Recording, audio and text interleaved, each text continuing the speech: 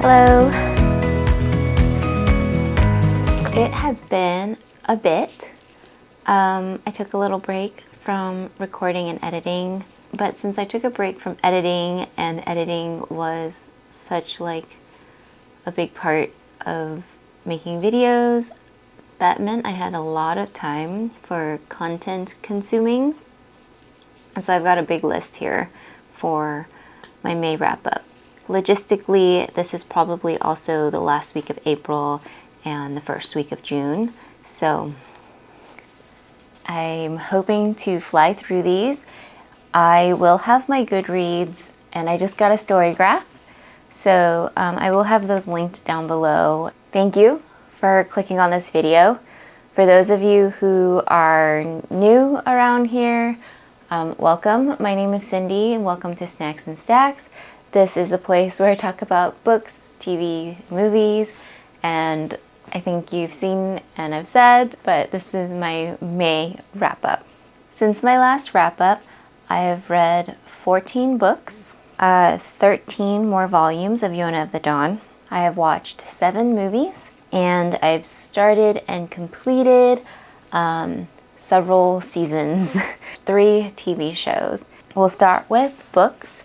You'll see on the screen all the books I rated around 3 stars this month. There's If You Hate Me. This is a spicy sports romance. It has very addictive writing. The characters are questionable, but the story is also very interesting, and you just can't help but want to know more about them. This is a very, very spicy book. Like, if I had to do like a chart of those peppers, it would be like the whole screen filled. And at least in comparison to what I'm used to, which is like maybe 2 to 3 scenes. I also read Such a Fun Age. This is a literary fiction. This is basically commentary on racism in America. I actually watched an interview with this author, and she says that she likes making people feel uncomfortable, and she did a great job. I was uncomfortable with these characters. They made me feel uneasy. I felt like what made me most uncomfortable was I felt like I could totally know these characters. Like, these people exist for sure. I do think that it was a good book and it was well written. It's just not something that I typically pick up or gravitate towards, but if you are interested in those types of commentaries or books that make you think a certain way, I think that would be a really great book. Another book I read was The Other Side of Disappearing. This book is a romance book, and it has a really cool concept where we have 2 sisters who go on like this road trip with a podcast host, and I believe it's her producer or assistant. And basically they're going to all these places that their mom sent them postcards from, and their mom ran away with a con artist, and that's where the podcast host comes in. Not the concept was cool, but I felt like the characters were a little bit underdeveloped for me to root for them and like feel like excited for them. Basically how I felt about this book. I feel like no one's gonna agree with me on this one, but this is How You Lose a Time War. This is a sci-fi romance book, and it was really, really prettily written to the point where I had no idea what was going on. I don't think I'm the right intellect level for this book at this point in my life. Some parts I totally got and I enjoyed, and I get the book for the most part, but I think what I'm missing, and it was in that midpoint, was where they actually made the connection. So I do want to reread this book at some point. It's just not right now. The nice thing is it is a short book, so it would not be a hard book to pick up to reread. The Bad Muslim Discount. This was nearly 4 stars for me. I just thought it was a little long, but this is a literary fiction, and don't be fooled by its cute cover like I was. It's not a romance, but it is really good commentary on Muslims in America, and it's also talking about the Muslim faith and how, you know, people within their community, how they could feel about it as well. You're basically following parallel lives of these two point of views, Anvar and Safwa, and we get to see them as they immigrate to America, and then they finally cross paths in California and what that means for them. This book is structured in a way that's very different than what I'm normally used to. You get like little vignettes in the very beginning of their lives and as they are growing up, and then at somewhere in the middle, it starts to kind of be more of a plot and more chronological like events happening. So Spin of Fate, this one was hard for me to rate because I didn't want to be mean to like a debut author or a new book, and it's a hard one for me to rate as well because it's like the foundations of a lot of the world building in this book. It's a pretty thick book and a lot happens, but because we're still learning so much about this world and it's pretty intensive, I didn't realize I was so much of a character-based reader until now, but I didn't feel for any of the characters enough, and so that's why the rating is a little lower. This book is a YA fantasy, and it's very cool because it has a lot of like new and unique like world building happening. It's interesting because it's kind of like based on humans in our world, but like way in the future, or like a place that was similar to ours. The gods of that world has transformed it into 4 levels, and where you reside on these levels is dependent on your soul spin. If your soul spins forward, you live in the upper realm, and there's 2 each realm, and if your soul spins backwards, it's on the lower realms. The lower realms are more violent, and so that's why the upper realms are more peaceful. We follow 3 main characters throughout this book as they maneuver through kind of like a little bit of a training montage. Their paths cross, and I just can't explain what about the book made me like it less without explaining like what happened. So, sorry. But I do think it's a good book, and I am going to pick up the second book if there is one published eventually, because it feels like it's a first book and the world feels pretty cool. I did like the magic system, and actually the magic system is complicated as well, and I think I'm gonna have to do like a full review on this book. Oh, the iPad's giving me some light. I think I'm gonna try to do a more comprehensive review on this book, but for now just know that it's based on like a different place and your soul, and there's magic that's similar to Avatar, where they are like bending stuff like earth and such. And yeah, so those were all my like 3-ish star books. Then we have Yona. I read 13 volumes of Yona. It's amazing.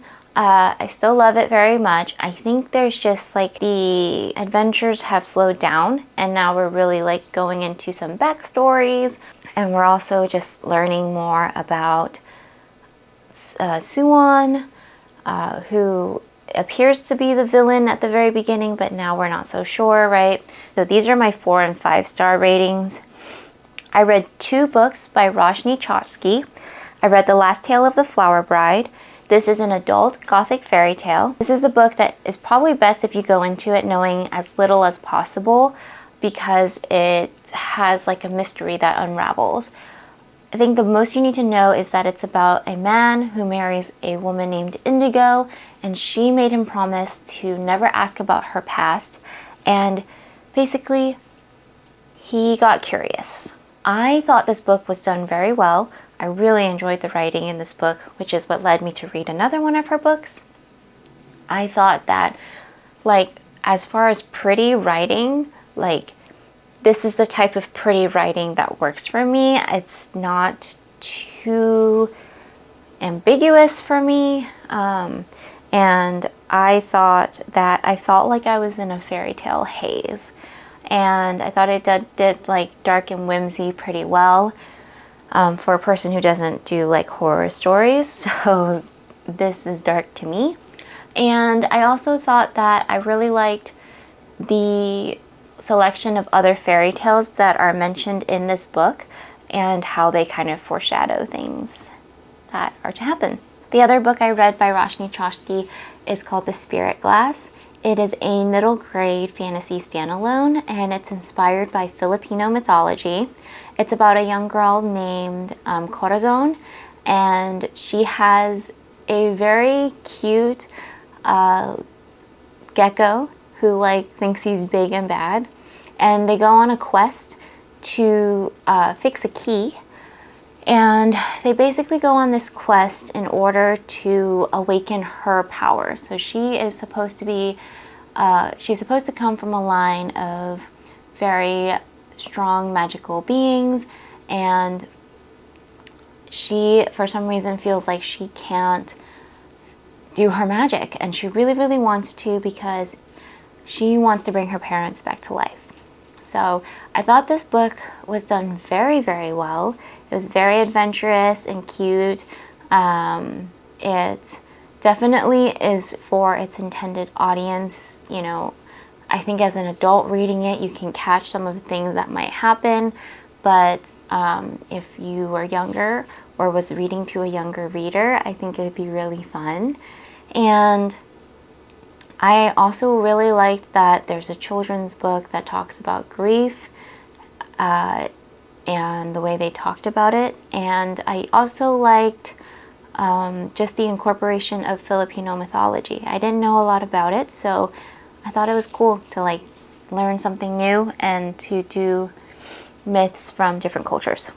Then next, I read or listened to the first 5 Veronica Speedwell cozy mysteries.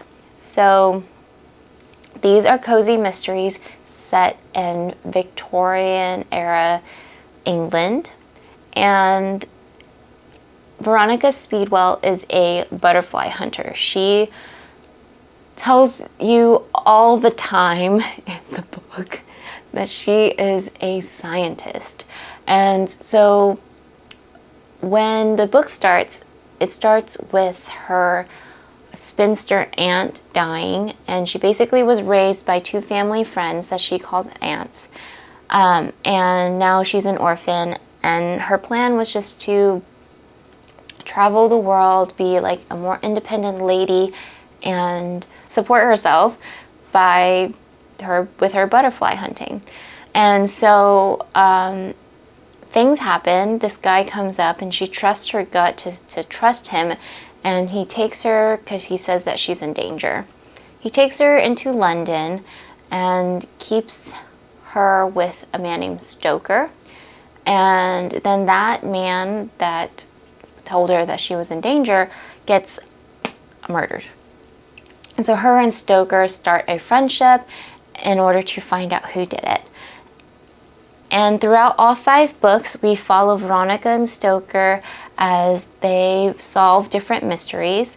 In the very first book, you do find out something about Veronica that is kind of like the catalyst for the rest of the books. So I do think if you were to read these, although you wouldn't miss anything if you started anywhere else, reading the first one's probably important just to like get that foundation. I find the relationship between Veronica and Stoker to be so much fun. They banter back and forth, and they just have like a good time. It's a very, very slow burn romance, so you have to kind of be fine with that.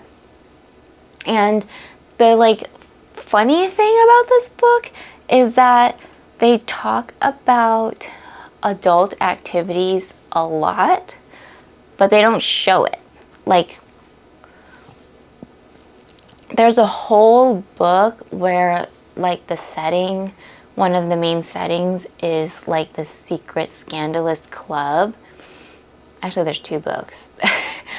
But like you don't see anything, you hear about it, you know that the characters like have done these activities, but you don't actually get to read them or listen to them do these activities. So everything's like closed door. However, if you are, you know, sensitive to any of that type of adult time, they talk about it a lot.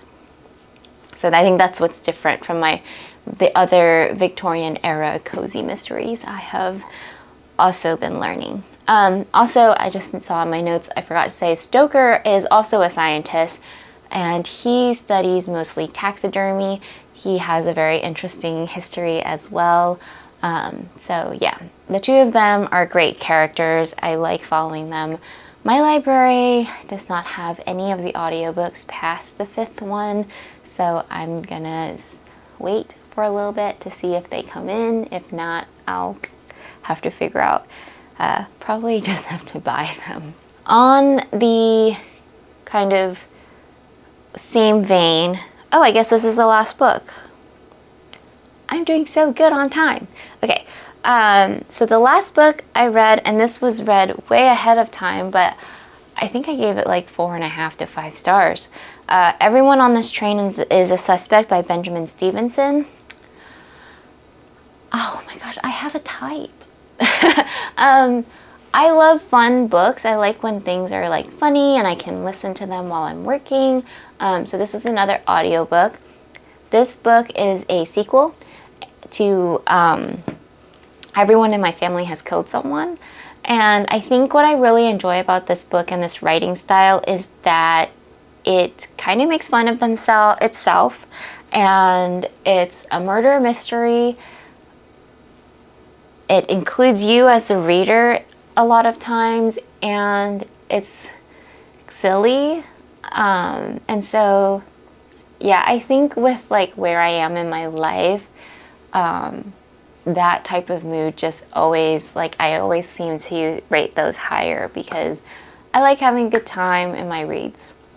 In this book, we have Ernest as our main character, and he was invited to a murder mystery kind of like writing convention that is on a train, and he's kind of like the debut writer because he basically wrote the last book.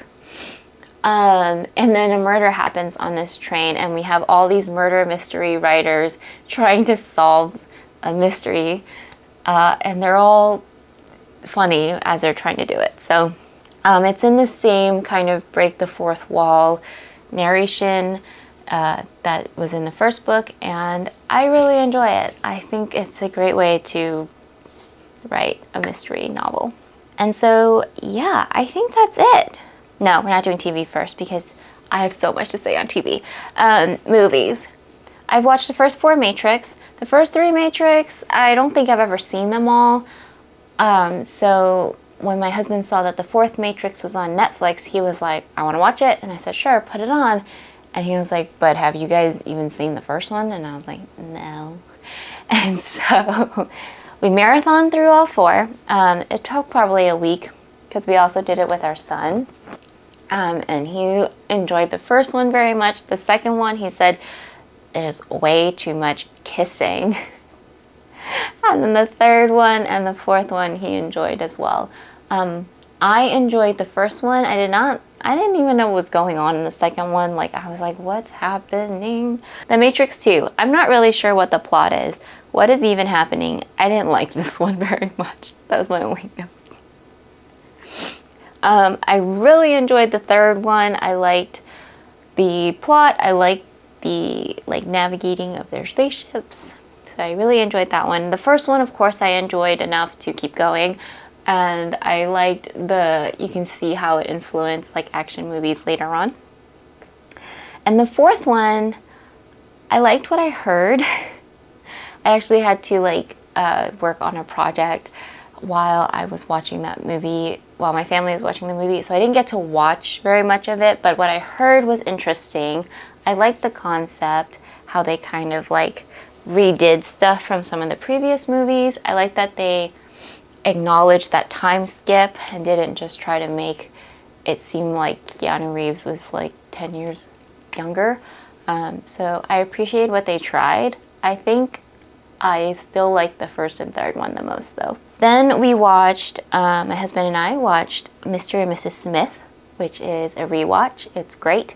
If you've never seen it, it is Brad Pitt and Angelina Jolie. They work for opposite assassin agencies. They didn't know, they fell in love, they got married, and now their marriage is kind of not doing so hot because they keep secrets. And yeah, stuff ensues. It's fun. It's a really fun time. Another rewatch was National Treasure. If you've never seen that one, it's basically Nicolas Cage stealing the Declaration of Independence in order to find a special treasure that was passed down in his family. And everyone thinks that it's a conspiracy from their family and that they're nuts. So there's that. I thought I heard weird noises coming from the door, but it should be fine. Last movie that we watched is called Anyone But You. It's a new rom-com that is on Netflix. It is actually inspired by Shakespeare. Which one is it inspired by? I didn't write it down. I'll put the title. And I thought it was pretty good. It's very silly. Like, there's this one part that I will forever remember and just be like, what was that? Are you serious? But I guess it worked because I still think about it and chuckle. It wasn't a hard movie to watch because everyone in that movie is absolutely gorgeous. I cannot believe he kept cutting the grilled cheese in the pan. That drove me nuts. Enough for me to write it in my notes. So, TV! Alright, so in my notes I only have 2 shows because that's all I watched, and then this whole week I binged Bridgerton. So I started Bridgerton season 1 a long time ago, and then I stopped right after they got married. Because I do read spoilers sometimes, and I spoiled myself on something. I didn't like the direction it was going. But my friends and my sister-in-law basically convinced me to watch it again. So I picked it back up right at their honeymoon and watched it, and then I had to keep going because then my friend told me that Anthony and Kate is like her favorite couple, and so I had to watch it, and I very much enjoyed them. I think you definitely have to be in like a certain headspace to watch these. They're ridiculous. My headspace was pretty much going from Veronica Speedwell, which is the Victorian era, and I was like, I want to watch more that era type stuff, and I just picked up Bridgerton, and there's something about the way that they used to speak that I really enjoy. And I think like we don't talk like that anymore, and I love listening to it. And Julie Andrews is the best narrator, and so yeah, I watched both seasons, and I just started Queen Charlotte. So that's Bridgerton. I haven't watched season 3, by the way, because I'm just gonna wait until all of the episodes are out, and then I'll binge that as well. All of these are romance. Ooh, I've been in a very big romance vibe, I guess, for TV. Okay, the next romance is an anime. It's called A Sign of Affection. It is based on these college students, and one of them is deaf. Her name is Yuki. Yuki has trouble on the train when someone approaches her and is trying to ask for directions, basically. And swoops in Itsumi, and he kind of helps him out. And he doesn't know her, but she recognizes him as someone that's in her friend's like cultural group. And so she says thank you. She shows that she has like hearing aids, and she realizes that she has a crush on him. So she talks to her friend via text message and asks about him, and her friend is like, oh, I have a huge crush on his boss. Let's go to where they work and like try to get to know them. So that's kind of how it starts. It's a very like sweet anime. The two, you know, have a very gradual relationship as it builds, and you find out more about Itsumi, who loves to travel, and he's never been interested in like having a relationship before because he's always traveling and he's always just interested in learning new places and new things. So at first I was a little nervous for Yuki. I was like, does he only like her because she's deaf and that's different? But I don't think that's the case after watching the entire season. I think he genuinely cares for her and wants to learn more about her. And Yuki is such a sweet character. She's also very like, I find her to be very courageous in a quiet way. The things that she's doing seems very normal to all of us, but she is not like us. You know, she's deaf, and well, I don't know about you. She's not like me. I'm not deaf. I liked that we were following this character who, although she has friends that tell her that she shouldn't go to college or she shouldn't go to the city or do these things because it's dangerous, she's like, I'm gonna try it. I'm gonna do it anyways. And so I enjoy that about her. Like, even though she's sweet and quiet, she's still very confident, and you can tell that she's becoming more and more brave as the show goes on.